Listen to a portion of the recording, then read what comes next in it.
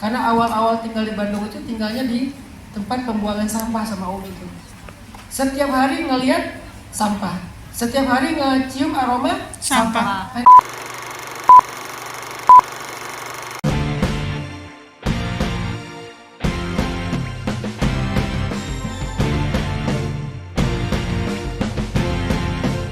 Ditolak, di pondok ditolak, semuanya nolak.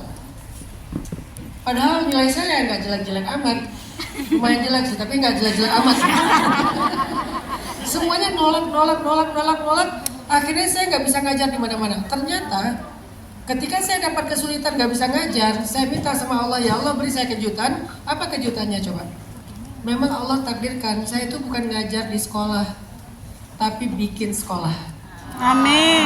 Bukan ngajar di sekolah tapi bikin sekolah. Akhirnya hasilnya saya bikin sekolah SD gratis, sekolah SMA gratis.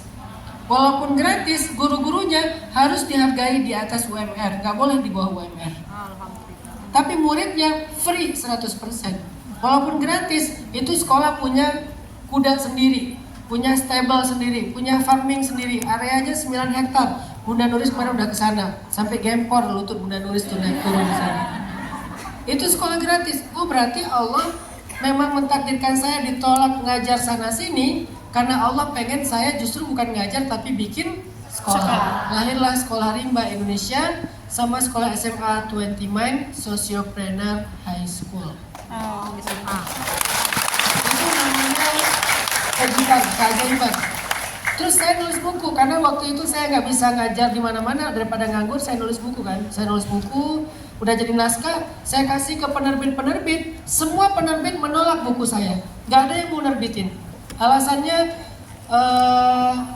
nggak bagus lah, atau alasannya ini lagi nggak terlalu diminati lah, banyak alasan.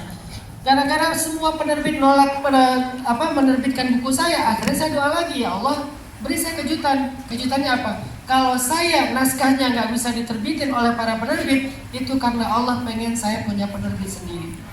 Akhirnya bikin penerbit. Alhamdulillah yang naskah tadi yang ditolak, saya terbitin 1000 eksemplar, nggak sampai 3 bulan habis. Cetak lagi 3000 habis dan seterusnya sampai berkembang dari penerbitan. Alhamdulillah ada rezeki mulai main jual beli mobil. Bukan mobil baru ya, mobil second. Beli mobil second, jual, beli mobil second, jual, sampai main properti, main beberapa usaha.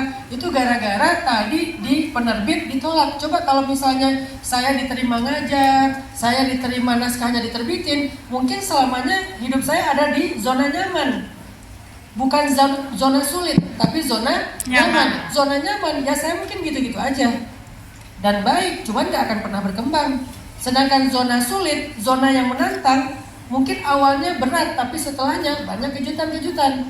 Kita hidup itu cuma tentang dua aja, zona nyaman atau zona menantang. Kalau kalian memilih zona nyaman, emang gak akan pernah terlalu banyak menangis, gak ada yang deg-degan, gak kayak roller coaster yang ditarik naik turun, flat aja, nyaman gitu. Atau kalian memilih zona menantang, naik turun ekstrim, tapi begitu dikasih kejutan itu dahsyat luar biasa. Kan sensasinya naik turun itu lebih kerasa ya. Pas naik pelan-pelan, tiba-tiba turun, itu adrenalin segala macam, teriak-teriak, itulah sensasinya. Tapi kalau flat gimana? Ngantuk, akhirnya tidur ya. Maka itulah hidup, pilih mau jalannya flat atau yang naik turun, tapi naik turunnya penuh dengan adrenalin, sensasi. Maka terimalah setiap kenyataan yang Allah berikan. Ini yang saya rasakan kalau benar ya. Zikir, maka kemudian Allah berikan keajaiban-keajaiban. Masih banyak. Dulu saya bercita-cita pengen banget punya rumah di tengah kota. Karena awal-awal tinggal di Bandung itu tinggalnya di tempat pembuangan sampah sama Om itu. Setiap hari ngelihat sampah, setiap hari ngecium aroma sampah. Pengen banget tinggal di tengah kota, di komplek yang nyaman, bukan yang elit tapi nyaman. Dengan zikir, dengan amalan-amalan mengetuk pintu langit, ternyata nggak nyangka kalau itu bisa jadi kenyataan. Pengen banget punya rumah kayak kafe. Jadi kalau mau konten, nggak usah ke kafe, di rumah aja. Kemarin Bunda Nuris ke rumah saya. Nggak tahu Bunda Nuris nyaman nggak di rumah saya? Kayaknya nggak nyaman ya, karena nggak nginep ya. Cuma sebentar, langsung pulang. Rumahnya bukan tipenya Bunda Nuris. Bunda Nuris kan tipenya rumahnya rumah-rumah raja-raja Arab gitu kali ya. Kalau saya gaya-gayanya gaya-gaya anak muda, kafe, nongkrong, industrial. Alhamdulillah akhirnya punya rumah dengan desain kafe, industrial, lampu-lampu kayak di kafe. Pengen banget punya rumah terus ada dari tadi. Yang di belakang halamannya itu ada stable berkuda. Itu kan gak gampang.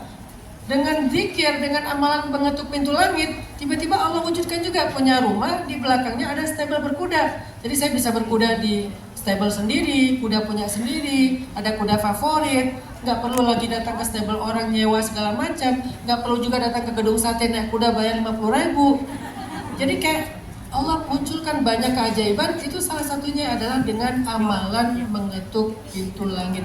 Saya udah membuktikannya.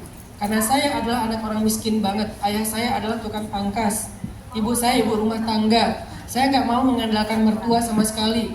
Tapi semua kemudahan itu datang benar-benar dengan amalan mengetuk pintu langit. Maka dawamkan dua yang tadi. Pertama adalah sana, jadilah ahli zikir.